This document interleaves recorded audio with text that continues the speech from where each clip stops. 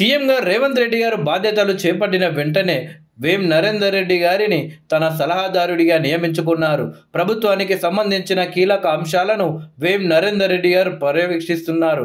Nominated పదవుల భర్తీ, ప్రభుత్వంతో పార్టీ ఎమ్మెల్యేల సమన్వయం, జిల్లాలో పార్టీ బలోపేతానికి తీసుకోవాల్సిన చర్యలు, ముఖ్యమంత్రి ఆదేశించే పనులను ఆయన స్వయంగా పర్యవేక్షిస్తారు.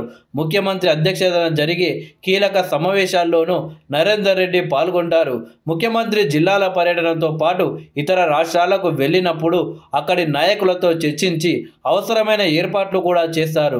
దేశ విదేశీ ప్రతినిధులు సీఎంను కలిసేందుకు వచ్చిన సమయంలోనూ వారితో సమన్వయం చేసే బాధ్యత కూడా ఆయనకే సీఎం అప్పగించారు. ఇక రాజ్యసభ సభ్యుడు, ప్రభుత్వ సలహాదారుడు కె కేశవరావు సీఎం రేవంత్ ఇటీవల కీలక బాధ్యతలను అప్పగించినట్టు తెలుస్తుంది. సీఎం రేవంత్ నిర్వహిస్తున్న విద్యాశాఖలో కొన్ని నిర్ణయాలు తీసుకొని అమలు చేయాలి అని కేశవరావును కోరినట్లు చెబుతున్నారు. విద్యాశాఖలో సమూల మార్పును చేయాలన్న పట్టుదలతో సీఎం రేవంత్ రెడ్డి గారు ఉన్నారు. ఏ తరహా సంస్కరణలు చేపడితే విద్యాశాఖ క్రియాశీలకంగా అవుతుందో చర్చించి తగిన సిఫారసులను చేయాలి అని సీఎం సలహాదారు కేశవరావును కోరినట్లు ప్రచారం జరుగుతుంది. మిగిలిన కొన్ని శాఖల ముఖ్య పనులను, వాటికి సంబంధించిన నిర్ణయాలను తీసుకునే అధికారాలను కూడా సీఎం రేవంత్ కేశవరావుకు కట్టబెట్టినట్టు తెలుస్తుంది.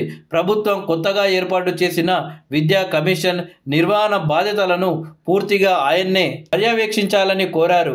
విద్యా కమిషన్ సభ్యుల నియామకం, ఇతర బాధ్యతలన్నీ ఇకపై కేశవరావే చూస్తారని, ఆయనతో కలిసి పనిచేయాలి అని ముఖ్యమంత్రి రేవంత్ ను కలిసిన విద్యా కమిషన్ చైర్మన్ ఆకునూరి మురళికి చెప్పినట్లు సమాచారం. ఇక మరో సలహాదారి షబీర్ అలీకి ఎస్సీ, ఎస్టీ, బీసీ, మైనారిటీ శాఖలకు చెందిన కీలక నిర్ణయాలు తీసుకునే బాధ్యతలను అప్పగించినట్లు సమాచారం.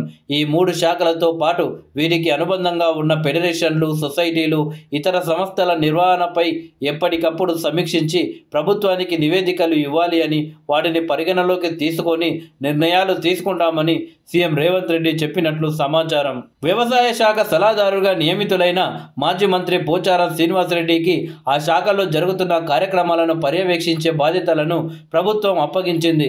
ప్రభుత్వం ఏర్పాటు చేసిన వ్యవసాయ కమిషన్ నిర్వహణ ఎలా ఉండాలి, కమిషన్ సభ్యులకు ఎవరిని నియమించాలి, ఏ అంశాలపై వ్యవసాయ కమిషన్ అధ్యయనం చేయాలి అన్న అంశాలను పరిశీలించి తగిన సూచనలను చేయాలి అని పోచారం శ్రీనివాసరెడ్డిని సీఎం రేవంత్ కోరినట్లు తెలుస్తుంది.